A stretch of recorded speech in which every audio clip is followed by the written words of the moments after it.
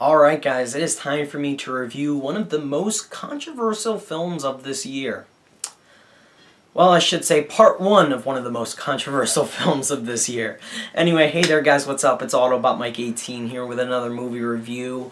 Guys, in this video, I'm going to be reviewing a 2014 movie that came out again earlier this year.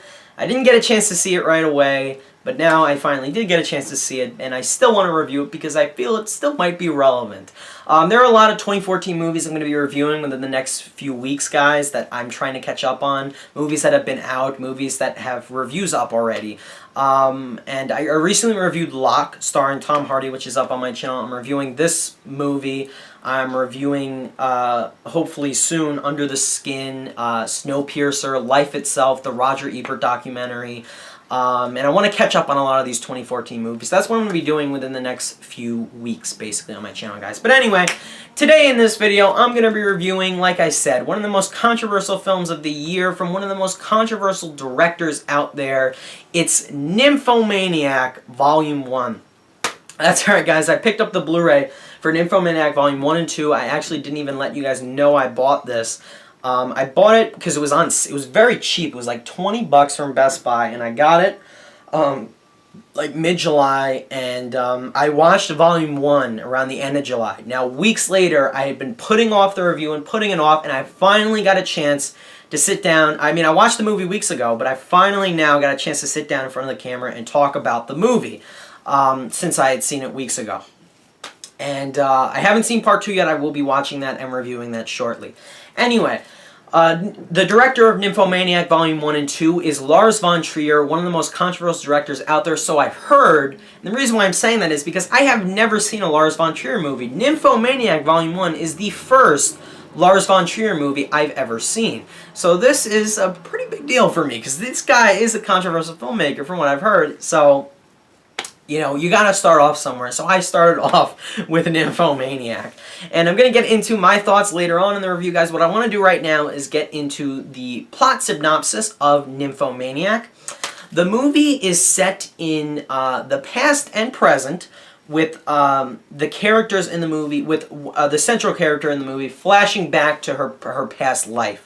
And our main character in the movie is Jo. She's played by Charlotte Gainsbourg, and she is a middle-aged woman who is found in an alleyway. She is very badly beaten and bruised, and she is discovered in this alleyway by another middle-aged man. I believe his name is Siegman, something like that. He's played by Stellan Skarsgard, and he lives alone. So he takes this woman into his home, and he gets her something to eat.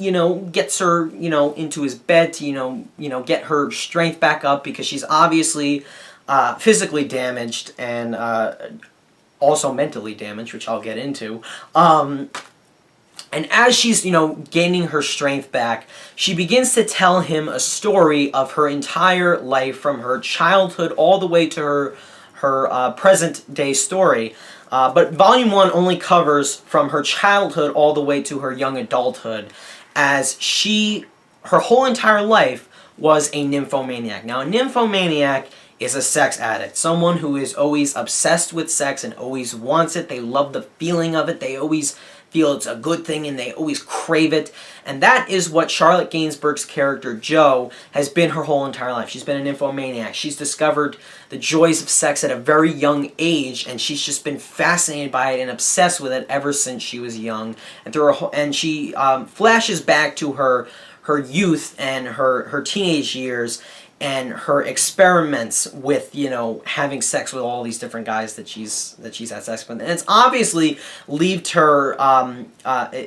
her mentally damaged and physically damaged, okay? Obviously there's going to be a negative side to all of this. And that's all I'm going to say about the premise of Nymphomaniac Volume 1. And Stacey Martin plays the younger Jo, who we see in a good majority of the movie when younger Jo is on screen. Now, Nymphomaniac is a movie, in my opinion, apart from the fact that it has its slow moments, this is what I'm going to say about Nymphomaniac.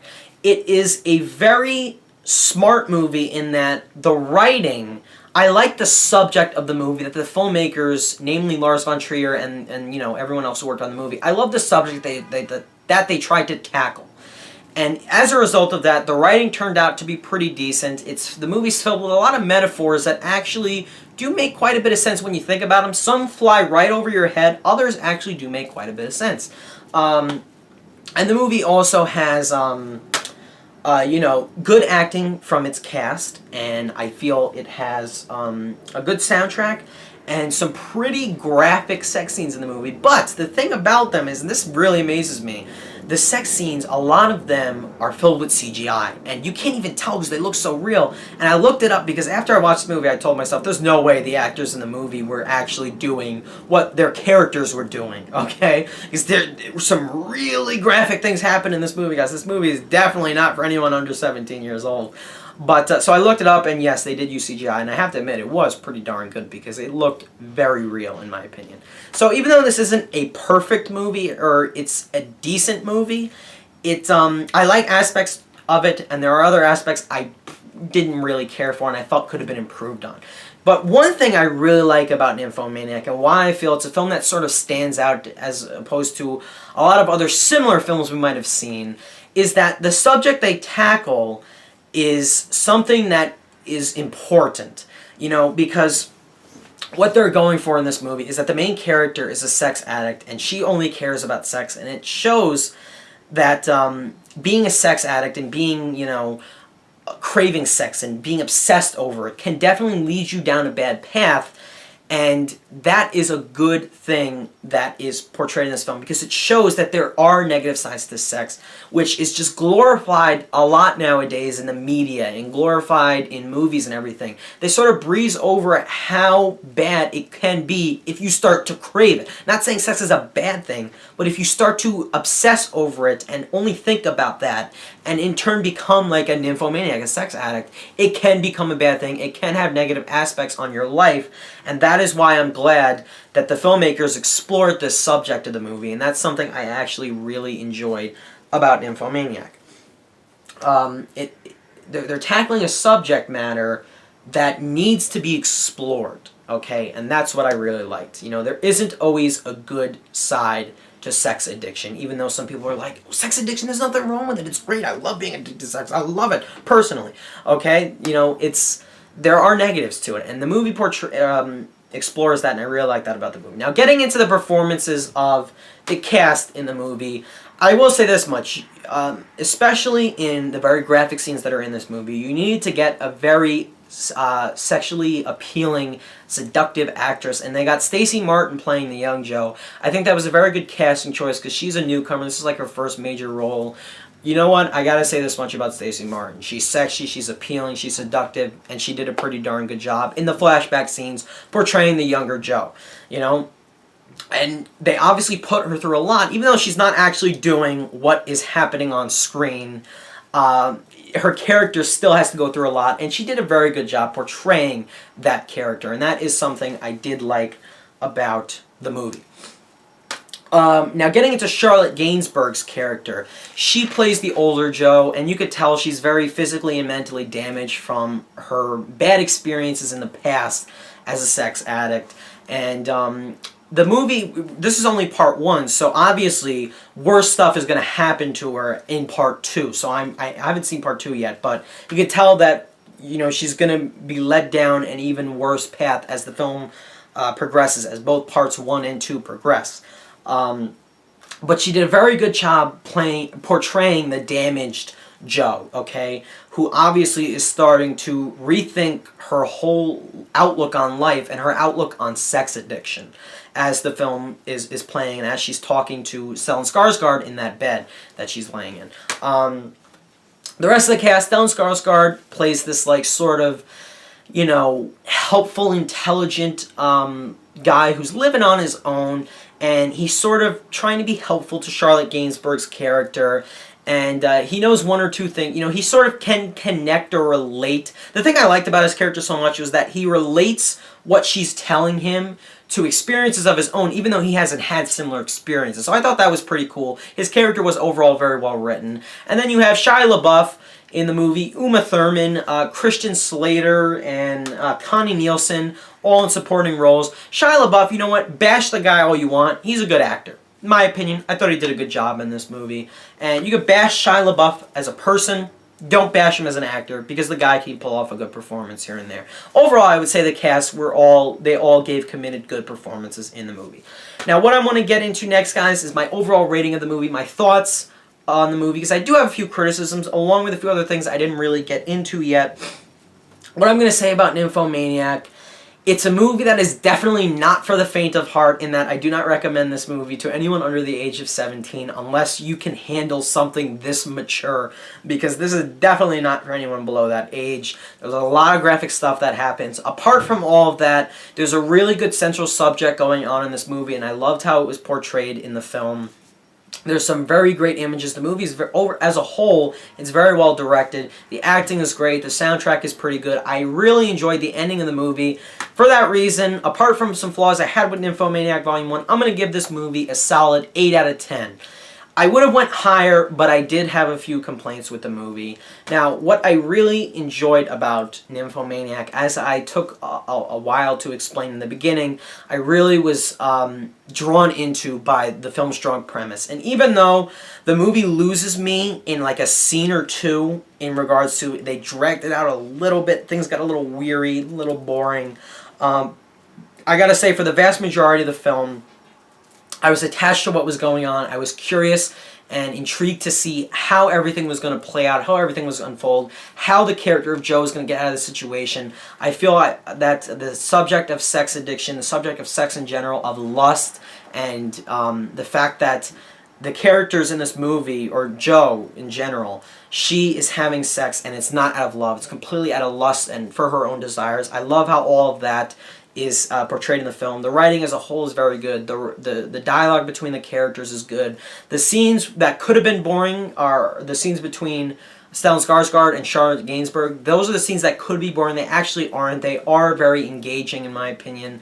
And even though there are a few metaphors that I'm still trying to comprehend, the vast majority of metaphors that are in the film are actually very smart and very well thought of, in my opinion.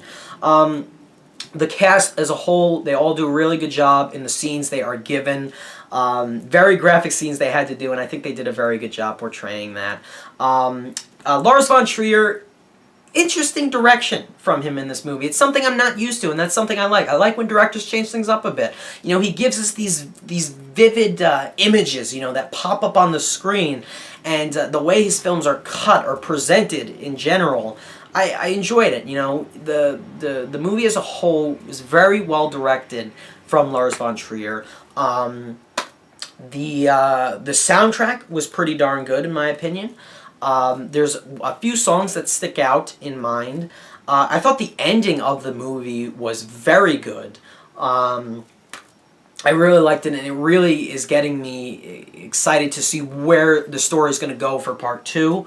I thought the editing was okay. Could have been, you know, a lot more faster pace and a lot less slow, because there are a few slow scenes here and there. But other than that, those are all the positive things I have to say about Nymphomaniac. And the CGI work was pretty good, because the sex scenes actually do look like real sex scenes. Like, these actors are actually having sex with each other, and I gotta admit that actually looked pretty good in the movie.